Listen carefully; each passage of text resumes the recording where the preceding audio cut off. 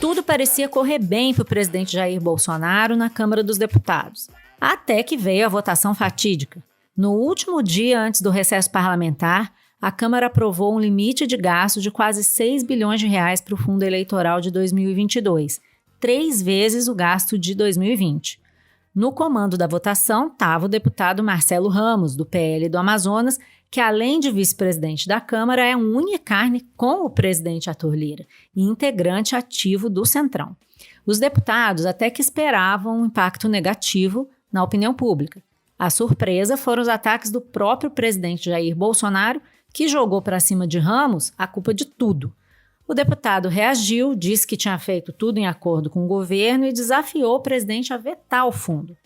A discussão engrossou um caldo de tensão que começava a crescer nos bastidores do Congresso, com a pressão do presidente e dos comandantes militares pela aprovação do voto impresso ou auditável, como eles dizem. Mas no que vai dar tudo isso?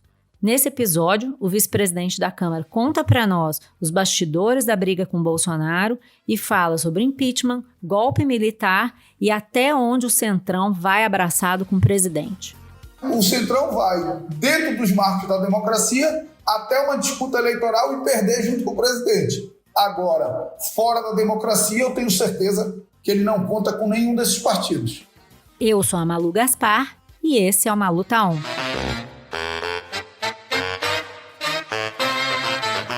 Oi, deputado Marcelo Ramos, o senhor tá on? Diz aqui na minha terra, o pai tá on. Não só on, como on fire, né? No Brasil não existe calmaria ultimamente, né? Quando, na verdade, tudo que o país precisava era de calmaria para vacinar todas as pessoas, para garantir comida no prato de 19 milhões de brasileiros que estão passando fome, para garantir emprego para 15 milhões de brasileiros que estão desempregados. Mas, para ter calmaria e garantir isso, a gente precisava ter um presidente que nós não temos. Pois é, então já vou direto nesse assunto, porque a gente queria comentar com o senhor essa briga pública que o senhor teve com o presidente da República. Alguém botou lá dentro essa casca de banana, essa jabuticaba.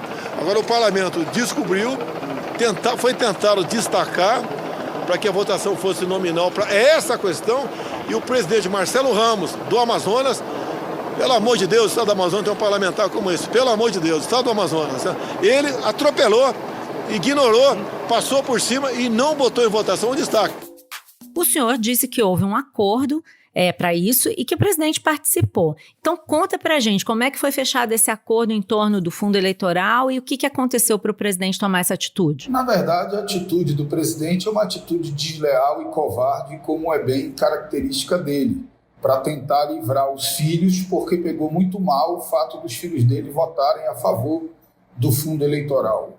Só o presidente pode encaminhar a lei de diretrizes orçamentárias para a Câmara dos Deputados. Portanto, foi ele que encaminhou a LDO para a Câmara dos Deputados. E foi uma reunião dos líderes da base dele, junto com o presidente Arthur Lira, que eu não participei, que decidiu pela inclusão dos 5,7 bilhões. Na CMO, formalmente foi incluído no texto. Eu também não sou membro da CMO.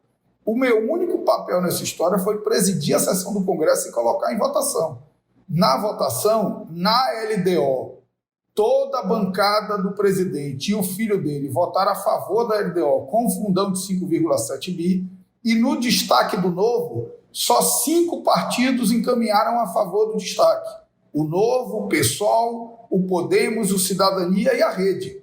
Pelo regimento da Casa, há um interstício de 1 hora entre uma votação nominal e outra. Portanto, nós tínhamos acabado de ter a votação nominal da LDO.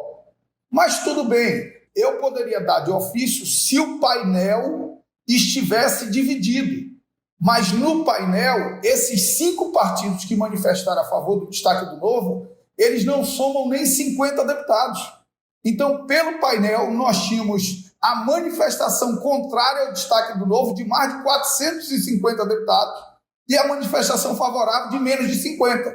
Portanto, num painel como esse e dentro do interstício, não precisa de votação nominal. O senhor desafiou o presidente Bolsonaro a impedir o fundo eleitoral com esses limites de valores, não é isso? Sim, para ser minimamente coerente com o que ele disse e com a cena que ele construiu, uma cena mentirosa, uma cena manipulada, ele precisa agora vetar. E quando eu falo vetar, Malu, eu estou falando vetar. Eu não estou falando fazer um acordão para vetar e depois mandar uma outra proposta com 4 bi de fundo, aumentando mais do que o dobro do valor atual e ainda querendo usar a desculpa verbal de que reduziu de 5,7 bi para 4. Não. Se ele encaminhar um projeto de 4, ele está mais que dobrando o fundo eleitoral e deixando claro que o objetivo dele sempre foi aumentar o fundo eleitoral. Mas por que o senhor está falando em 4 bilhões? Alguém disse para o senhor que é isso que vai acontecer? Conta para nós os bastidores para a gente entender por que o senhor entrou nesse assunto. É o que se comenta nos bastidores de que o presidente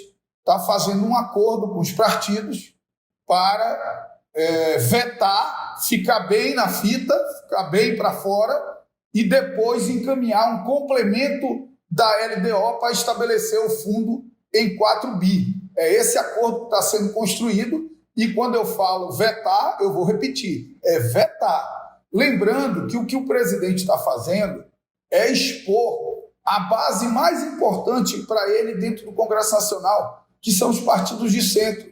Porque, veja só, os deputados bolsonaristas, eles vão até receber o fundo eleitoral depois, mas eles vão votar contra, para fazer demagogiazinha na internet.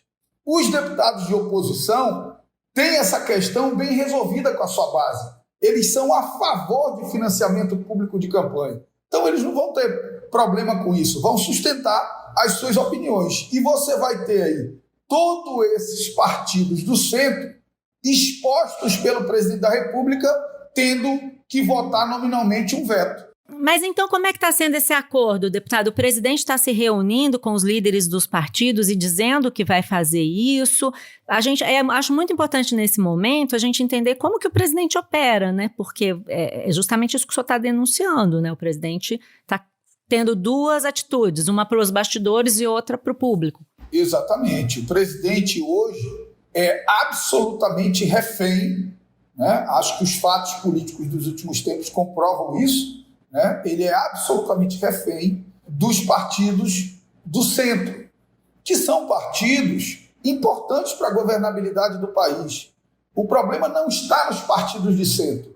O problema está num presidente que se elegeu negando a relevância desses partidos e que agora, a todo momento, entrega a parcela do governo a esses partidos, deixando claro que é absolutamente refém disso. E, obviamente, que nesse processo do fundo eleitoral, os partidos precisam de recursos para a campanha. O Brasil tem um problema mal resolvido, Malu.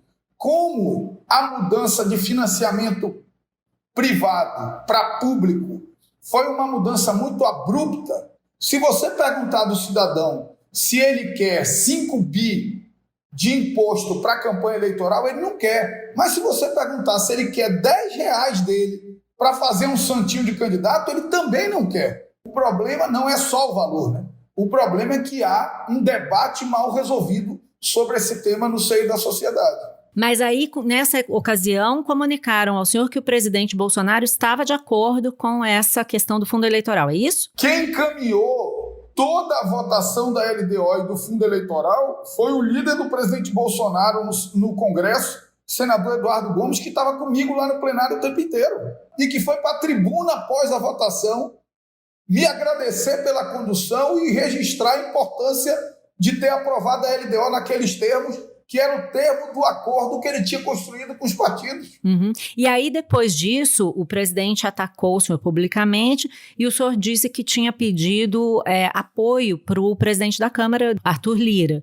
Como é que foi isso? Não é apoio, olha lá. Eu entendo a posição do presidente Arthur Lira. Não cabe a ele escolher um lado de uma briga entre o seu vice e o presidente da República de quem ele é aliado. Eu apenas achei e acho que o presidente Arthur Lira, que o presidente Rodrigo Pacheco, que o líder senador Eduardo Gomes deveriam ter dito de onde surgiu esse acordo para incluir os 5,7 bi, que eles sabem que não é responsabilidade minha e que eu não me afastei em momento nenhum do que estabelece o regimento e do que estabeleceu o acordo entre os líderes. Era a única coisa que eu esperava deles. Ele disse que não faria isso. Eu não pedi isso, até porque não cabe pedir. Eu acho que seria um gesto, porque o que o presidente fez foi absolutamente desleal comigo, que naquele dia, Malu, sentei na cadeira da presidência do Congresso 11 horas da manhã e levantei entre Câmara e Senado 1h da manhã para aprovar uma matéria que era de interesse do governo, para ajudar o país, porque era importante para o país aprovar logo a LDO. Então eu passei o dia inteiro trabalhando pelo país, trabalhando para ajudar o governo, e o presidente, desleal como é, fez o que fez no domingo. Mas olha lá, o presidente Bolsonaro, o que fez comigo, ele já fez com o ministro Moro, ele já fez com a Joyce Halsemann, ele fez um dia desses os filhos dele com a deputada Luísa Canziani, ele cometeu uma deslealdade com o militar mais condecorado da história do Exército Brasileiro, que é o general Santos Cruz, aliado dele. Então ele não tem respeito por ninguém, não é por mim que ele teria. Agora, pessoalmente, qual que é a sua opinião sobre o fundo eleitoral, sobre financiamento público? E mais, o senhor acha que o fundo eleitoral, nesse momento do Brasil, pode ser desse tamanho? Olha lá, eu sou daqueles que acham que quanto menos dinheiro em campanha, melhor. Se tiver pouco para mim, vai ter pouco para todos os outros candidatos. Quanto mais dinheiro você coloca na campanha, mais caros os custos da campanha ficam. Acaba sendo uma conta burra. Então eu acho que o modelo de financiamento público é o modelo que o Brasil escolheu até aqui, mas que o valor do fundo partidário deve ser um valor equilibrado que garanta campanhas austeras no Brasil inteiro. Então, se tiver uma votação nominal, como parece que deve acontecer mais para frente, o senhor vai votar contra esse valor, é isso? Se tiver a votação do veto do presidente e só vetar e pronto, eu votarei a favor do veto. Uhum. Agora, eu denunciarei se houver uma tentativa de acordão. E aí, se ele, por exemplo, sugerir que o veto vá levar a um fundo eleitoral de 4 bilhões, aí o senhor faz o quê? Não tem como essa possibilidade. Na verdade, ele tem que vetar integral e depois mandar uma outra proposta. Então, ele vai expor a casa 2 vezes, que a casa vai ter que votar o veto dele e depois vai ter que votar uma outra proposta para aumentar para 4 bilhões. Agora, Malu, deixa eu dizer uma coisa que eu acho que é importante. A gente está considerando como fato que ele vai vetar, mas a gente esquece que a palavra dele vale muito pouco. No orçamento passado, ele também passou o tempo inteiro dizendo que ia vetar. Quando foi no dia de vetar, ele inventou uma história que se ele vetasse seria crime de responsabilidade e não vetou.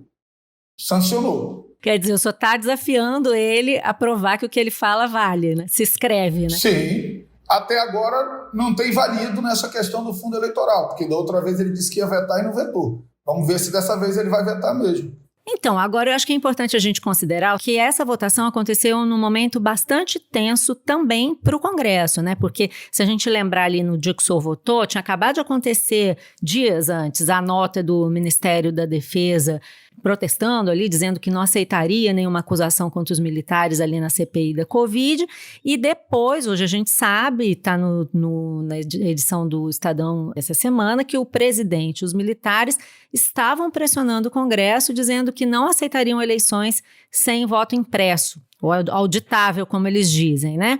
E o ministro da Defesa teria mandado, inclusive, um recado para o presidente da Câmara, Arthur Lira, nessa mesma linha. O presidente da Câmara está negando, isso ainda vai repercutir bastante. Eu queria saber se o senhor percebeu esse clima e se o senhor acha que uma coisa teve a ver com a outra, essa reação dele ao Congresso nesse momento. Olha, eu acho que primeiro que aquela nota assinada pelo ministro e pelos chefes das Forças Armadas, ela é uma nota completamente desproporcional e completamente fora dos limites da Constituição.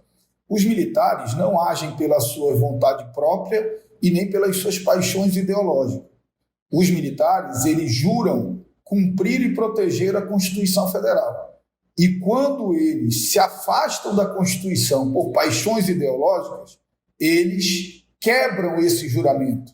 E quebrar esse juramento é crime militar. Então, eu acho que a nota foi desproporcional, desnecessária, e, em relação aos fatos noticiados hoje, como o presidente Arthur nega, vamos ter que esperar o decorrer dos fatos, que eu confio na palavra dele. Mas o senhor se manifestou contra o voto impresso auditável. Talvez eu tenha sido um dos primeiros a publicamente postar um vídeo e me manifestar contra isso, por alguns motivos. Primeiro, porque nós temos eleições com urna eletrônica desde 1996. São 13 eleições, fora as eleições suplementares. Nunca houve um indício, não é que nunca houve uma prova, nunca houve um indício sequer sério de fraude no processo eleitoral. Segundo, por uma questão técnica. O sistema do TSE, ele já é auditável. Tanto o sistema que organiza as eleições como o sistema que totaliza os votos. O PSDB auditou esse sistema na disputa entre Dilma e Aécio e manifestou publicamente de que não houve nenhum desvio no processo eleitoral. Segundo, as urnas eletrônicas, elas só são ligadas em rede depois que elas totalizam os votos e imprimem o resultado. Portanto, para alguém fraudar o sistema eleitoral, tinha que conseguir fraudar o sistema-mãe, o que é um desafio enorme, e depois teria que fraudar 536 mil urnas de uma a uma. Então, tem que ter muita teoria da conspiração para achar que isso é possível. Agora, por outro lado, Malu, o voto impresso, ele traz um problema insolúvel. E eu explico. O momento da votação na urna eletrônica, ele é um momento secreto e inviolável. Ninguém pode ver e ninguém pode conferir o que você votou. Se um eleitor mal intencionado vai lá, digita 40, imprime 40 e ele sai dizendo que digitou 15 e imprimiu 40, ninguém tem como tirar essa dúvida. Ninguém. É impossível tirar essa dúvida. Agora imagine, depois de meio-dia, os candidatos com pesquisa de boca de urna, mandando o que vai ser derrotado, mandando todos os seus cabos eleitorais, todos os seus militantes, para urnas no Brasil inteiro, dizerem que estão digitando um número que está aparecendo outro impresso. Aí sim, você vai estabelecer o caos e melar a eleição. Nós não podemos permitir isso. O que essa turma quer não é da transparência, é melar a eleição. Então, e isso ficou pendente, né? Agora, nos últimos dias, aí, nos últimos momentos do recesso, se tentou fazer essa votação, não foi possível, e o clima está cada vez mais tenso, com os militares mandando esse tipo de recado. A discussão sobre o voto eletrônico auditável, por meio de comprovante impresso, é legítima, defendida pelo governo federal e está sendo analisada pelo Parlamento brasileiro, a quem compete decidir sobre o tema. O que pode vir a acontecer? O senhor acredita que seja possível fazer um tipo de acordo que alguma parcela dos votos seja apurada dessa forma que eles defendem?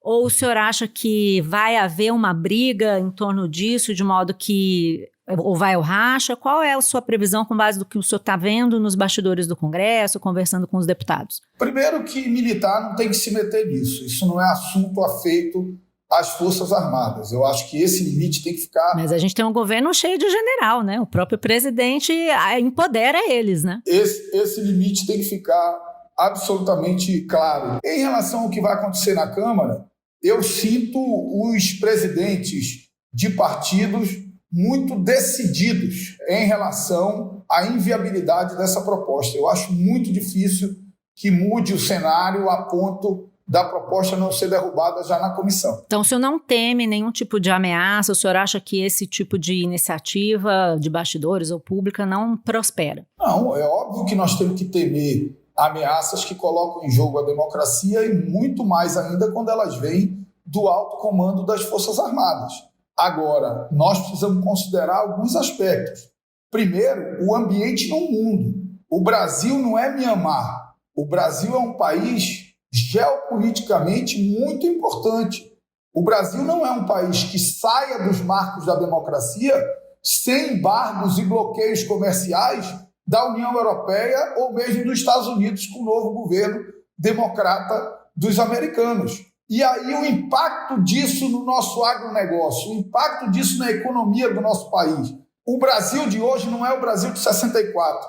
Em 64 nós tínhamos parcela dos movimentos sociais, parcela da imprensa, multidão na rua, o mundo dividido e o Brasil menos dependente de exportação de commodities. Então, fazer golpe em 64 era uma coisa, fazer agora é outra. Agora, nós precisamos estar vigilantes, riscar uma linha na esplanada para mostrar para o presidente até onde ele pode ir. O senhor falou nesses dias, em meio a essa crise, que estava analisando o super pedido de impeachment contra o presidente Bolsonaro e disse até que numa primeira leitura as acusações pareciam consistentes. Mas também há muito tempo atrás o senhor já falou várias vezes que o senhor era contra o impeachment. Eu queria entender, essa sua atitude de avaliar os pedidos e tal, é uma tentativa de botar o presidente Bolsonaro dentro desses limites? O senhor mudou de ideia?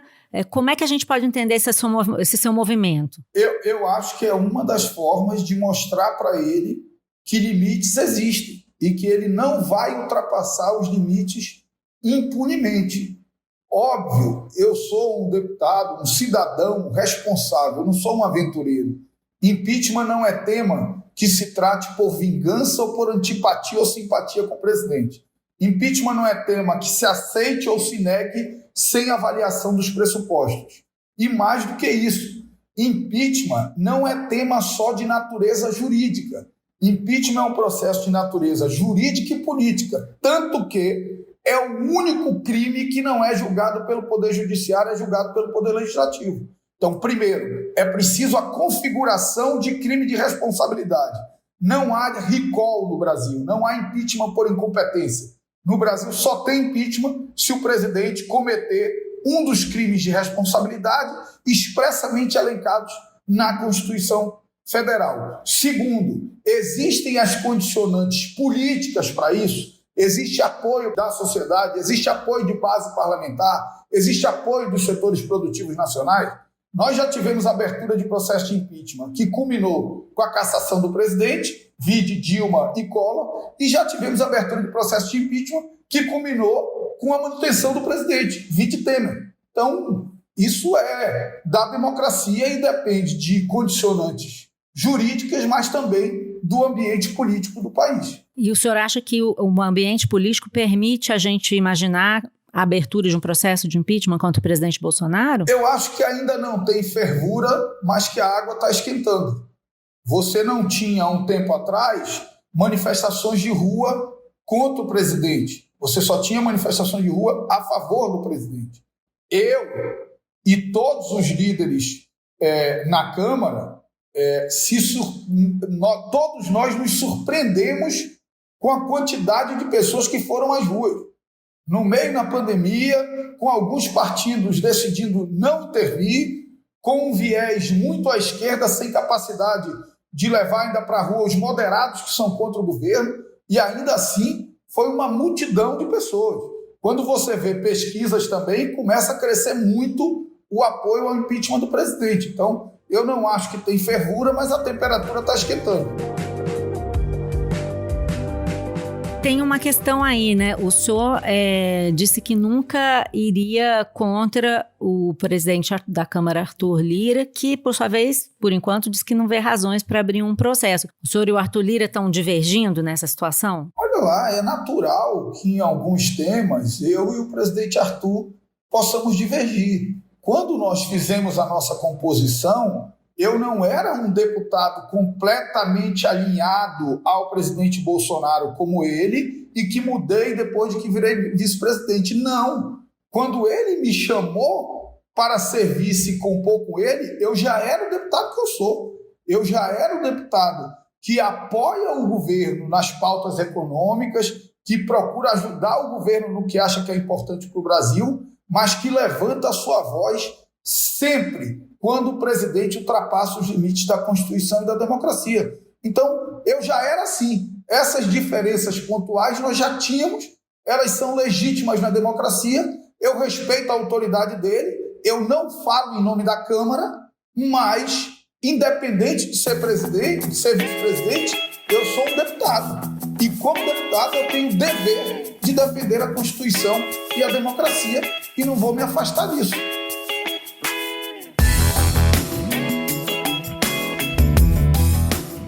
A gente acabou de ver o anúncio de que o senador Ciro Nogueira vai ser o novo ministro da Casa Civil.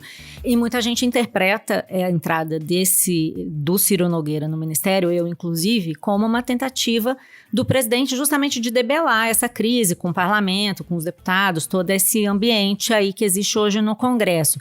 O senhor acha que é suficiente a entrada do senador Ciro Nogueira na Casa Civil vai ajudar a resolver esse problema? Jogador bom em time ruim com técnico péssimo costuma afundar sua carreira e terminar com a demissão do técnico. Então é óbvio que o senador Ciro Nogueira é alguém altamente preparado, que tem o respeito da Câmara, que tem o respeito do Senado, mas eu não sei se ele é capaz de conter esses arroubos do presidente da República, que cria crises no momento em que o país precisa de estabilidade para enfrentar o que verdadeiramente é importante. O que é importante é vacinar as pessoas, colocar comida na mesa das pessoas e garantir emprego. E parece que isso não é pauta do mandato dele. Mas o senhor outro dia mesmo fez um tweet dizendo que o governo terceirizou o orçamento e que o Bolsonaro não manda nada. Então, nesse caso, quem é que está mandando? Se não é o Centrão, como é que é isso? O Centrão está mandando no governo? Olha lá, se você pegar a LDO aprovada, toda a capacidade de investimento do Poder Executivo está no Poder Legislativo, através do RP9. O orçamento secreto. Não estou dizendo nem que isso é certo ou que isso é errado. Eu acho que o parlamento ele precisa ser empoderado mesmo. Os deputados precisam ter capacidade de destinar recursos para os municípios que representam. Isso é absolutamente natural e republicano. Agora, isso é uma constatação. Hoje, o governo não tem nenhuma capacidade de investimento. A capacidade de investimento do governo está na Câmara dos Deputados e no Senado da República. E agora, parece que também vai terceirizando o poder de comando do país. O que é uma medida, talvez até que seja importante para equilibrar melhor. Eu duvido que o senador Ciro avalize uma declaração mais assodada do presidente da República. Acho que ele vai trazer a relação política do Executivo com o Legislativo para patamares mais moderados, de mais diálogo, de mais respeito à independência e à harmonia entre os poderes. Não é essa a característica do presidente, né? A gente viu outro dia mesmo o presidente recuou, adotou um tom mais leve, até rezou, né, com os repórteres numa entrevista coletiva depois de visitar o ministro do Supremo, o presidente do Supremo Tribunal Federal. Santificado seja o vosso nome. Ajuda aí. Assim na terra, como no céu. O pão nosso de cada dia nos dai hoje. Perdoai as nossas ofensas, assim como nós perdoamos que nós temos pedido, e não nos deixei cair em tentação, mas livrai do mal. Depois voltou a fazer declarações, inclusive, contra o senhor. Então, eu queria saber, até onde o senhor acha que o Centrão vai com o presidente? Qual é o limite do Centrão? Eu acho que o limite do Centrão é o limite da democracia. Né? Eu não sei se... Mas já não está? Nós já não estamos vendo, assim, ataques suficientes da democracia? Eu não sei se é verdade ou não, né? Pelo que eu tenho ouvido, ele tem negado, mas a fala publicada como do presidente Arthur Lira, do recado, suposto recado mandado pelo general Braga Neto, ela é muito símbolo de até onde vai o Centrão. O Centrão vai, dentro dos marcos da democracia, até uma disputa eleitoral e perder junto com o presidente. Agora, fora da democracia, eu tenho certeza que ele não conta com nenhum desses partidos. O senhor votou no Bolsonaro? Não votei e não votarei. Então, isso também... Mas no Congresso o senhor vota com o governo? O senhor se considera um deputado da base? Eu voto com o país, Malu. Olha lá, o Brasil precisava de uma reforma da Previdência. Foi a única reforma importante que esse governo fez, que foi presidida por mim. Eu não podia atrapalhar o Brasil porque eu tinha antipatia pelo presidente se eu considerava que aquela pauta era importante para o país.